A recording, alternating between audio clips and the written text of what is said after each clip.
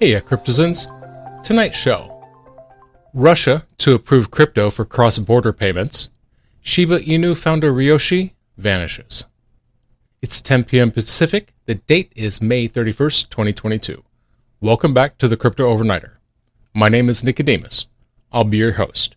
The cover model mascot co-host for this podcast is Tex, and together we take a nightly look at the crypto, NFT, and metaverse space and the industry that surrounds it.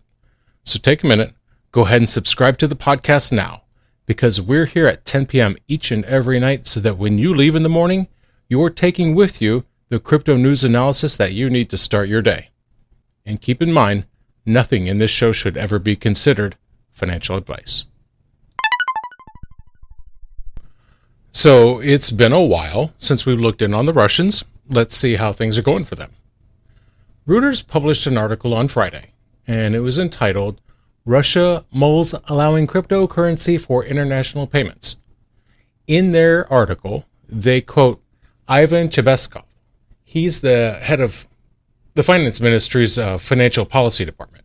He was quoted as saying, the idea of using digital currencies in transactions for international settlements is being actively discussed. Now, the situation on Friday was the same as it had been for months. Russian officials are trying to figure out how to regulate the cryptocurrency sector and to make use of cryptocurrencies. On one side is the Finance Ministry. That's the side Chebeskov's on. The Finance Ministry is in favor of crypto. The central bank? Well, the central bank is a central bank, so of course they want a total ban. And they've been fighting about this for months, even though everybody knows they're going to adopt crypto. They are going to make crypto a legal form of payment sooner or later. Yeah, even though they're still fighting over the issue anyway. It looks like the international settlements issue is kind of the carrot that the finance ministry is kind of dangling in front of the rest of the Russian government. The theory is that crypto would help lessen the blow of Western sanctions on the Russian economy. And frankly, it seems, other than the bankers, the rest of the government is on board. They're ready to legalize. Trade Minister Denis Manturov is an example, and he's quoted as saying that Moscow plans on legalizing crypto payments sooner rather than later. And then last April, the Finance Ministry, they put forward legislation in a bill called On Digital Currency. And that's not all, because it was in April that the Bank of Russia started to show signs of cracking. And they finally admitted that they're considering changing their position on digital currencies. Elvira Nabiullina is the central bank's governor, and she said crypto is one of the potential mitigating tools that they could use to absorb some of the damage that sanctions are doing to their economy. And so it came to pass that today, May 31st, and Ksenia Yurieva released a statement, and they are the first deputy governor of Russia's central bank. And they said they might be into it. They said the Bank of Russia is open to using crypto for international payments. And this is sourced both with Reuters and with Russian media. Not only open to using crypto for international payments, but mining too. They said, quote, we have changed our position on mining and also permit the use of cryptocurrency in foreign trade and outside the country. Now, mining isn't that big of a surprise, really. I mean, one thing, if you're going to allow crypto, you may as well allow mining. And even Putin himself, he talked about the country's natural advantages that they would have if they were interested in starting mining. So, it looks like what's happening is the Finance Ministry is coming up with a new bill. Remember the On Digital Currency bill they attempted before? Well, the business newspaper Vedomosti is reporting that Finance Ministry has a new version. They unveiled a draft to an updated version at a discussion hosted by the United Russia Party on Friday. The State Duma is the lower house of the Russian parliament, kind of like the House of Representatives in the U.S. Congress. Anton Gorelkin is one of their members, and he called out the need for input from the central bank. He pointed out many of the state agencies and ministries have already weighed in on the content of the draft copy. Adding this position for the international trade really is a good indicator. It just shows how desperate that the Russian government is getting. Their own economic development minister admitted that it was being done solely as a matter of convenience. And frankly, it's quite the about-face. Last October, Vladimir Putin rejected the idea of crypto for oil. He said it was, quote, too early to talk about it. I bet you he's considering it now. The Russian central bank, they were proposing banning mining all the way up to as recently as January.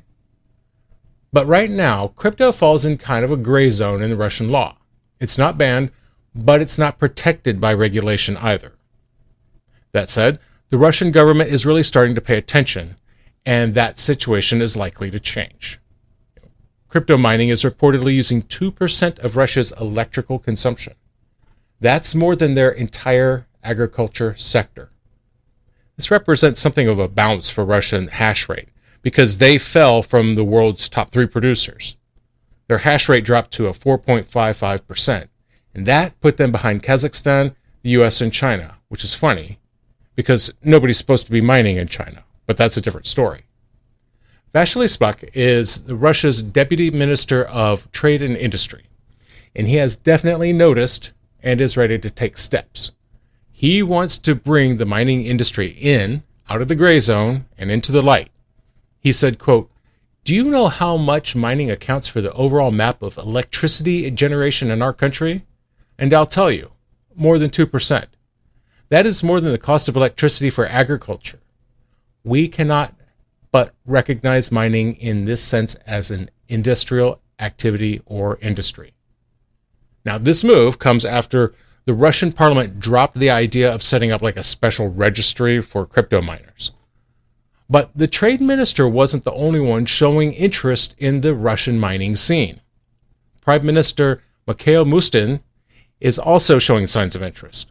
Back in April, he said, quote, "We also think that in order to stimulate investment, primary and fixed capital, we can discuss mining issues. This is the creation of data centers and related infrastructure." Now, frankly, I just don't know about any of this, frankly. I don't think it's going to work out for them at all. I mean, there really isn't enough liquidity in the crypto market to accommodate using the Russian economy. I mean, even if Russia were to make their own asset-backed stablecoin pegged to the ruble, they still have a problem. I do think that it's a good indicator that sanctions are working, at least to a degree. I think sanctions are working and the Russians are getting desperate. And frankly, this is all of questionable efficacy anyway. Even if Russia has legalized the use of cryptocurrency for international trade, they still need somebody on the other side willing to trade with them. Their biggest problem is going to be finding people willing to violate those sanctions and willing to risk getting caught. Now keep in mind, right now, all of this is just talk. Nothing formal has been signed, not yet, at least at the time of writing. So unofficial, but to echo the words of Denis Manturov, sooner rather than later. Yeah, so the markets aren't looking so good today. Let's check the numbers. At the time of writing, the global crypto market cap is $1.31 trillion, which is down a whole lot from the $1.42 trillion of yesterday. It's down 0.04% in 24. The top 5 cryptos by market cap are Bitcoin up 0.39%, Ethereum down 2.04%, Tether, USDC, and Binance Coin up 0.1%. Now, NFTs, they're looking a little bit better. The global NFT market cap is up over $11.44 billion. So its volume is up, but not by very much, 0.02% in 24. According to CoinMarketCap, the top 5 collections by sales volume are Bored Apes, followed by Goblin Town, Otherdeed, CryptoPunks, and Mutant Apes. Keep in mind, some of these collections have very volatile prices, so do your own research. Ryoshi is the anonymous founder of Shiba Inu, and I'm going to say he and him in the course of this story, largely because of his own words, but there's no proof either way. Ryoshi could easily be a woman, or even multiple people.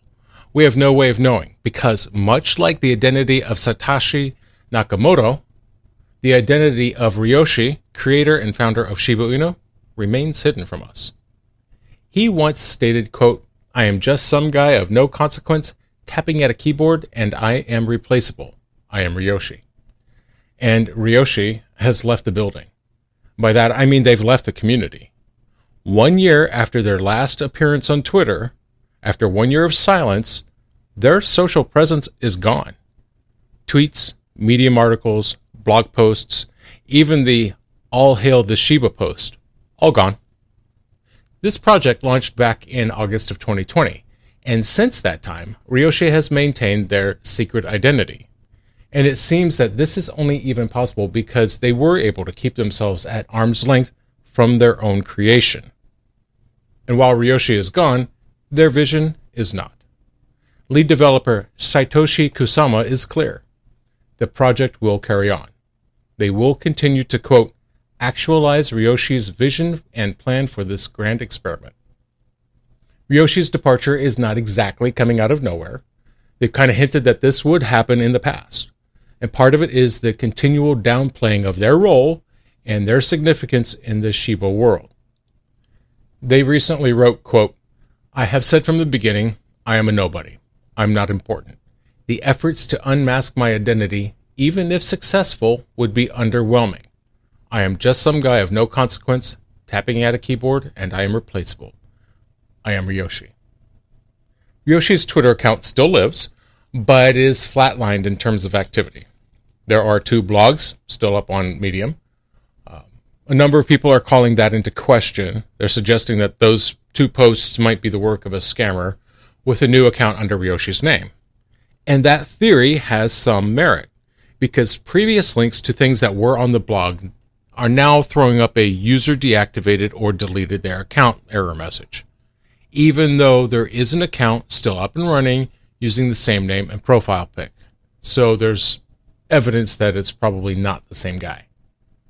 Satoshi Kusama posted a blog post on Tuesday, and in that post, they both said goodbye to Ryoshi and reiterated their commitment to advancing Ryoshi's vision. They said, quote, "The ethos of Ryoshi to remain anonymous and have no input on the direction of Shiba makes our mythos even more mystic and impressive. We've built from nothing, never paid in exchange for a listing, and revolutionized meme tokens by growing exponentially." SHIB holders aren't taking things very well, though. At the time of writing, SHIB is down 3.34% in 24 hours. Maybe that's why Ryoshi did things that way. Maybe popping back in after a year of silence and then wiping out their account and getting rid of their social presence was a way of saying that they were finally confident enough to let go. And that's going to do it for us tonight. Thank you so much for joining us. If you enjoyed tonight's show, like, comment, and subscribe. Give us a glowing review, because that helps other people find their way to this podcast. We're here each and every night at 10 p.m. Pacific, bringing you the crypto news analysis that you need to start your day. You can find us on podcasting forums everywhere or on YouTube. Do you have questions or comments? Reach out and let us know. The address is nick@cryptoovernighter.com. That's nick@cryptoovernighter.com. We'll see you tomorrow night.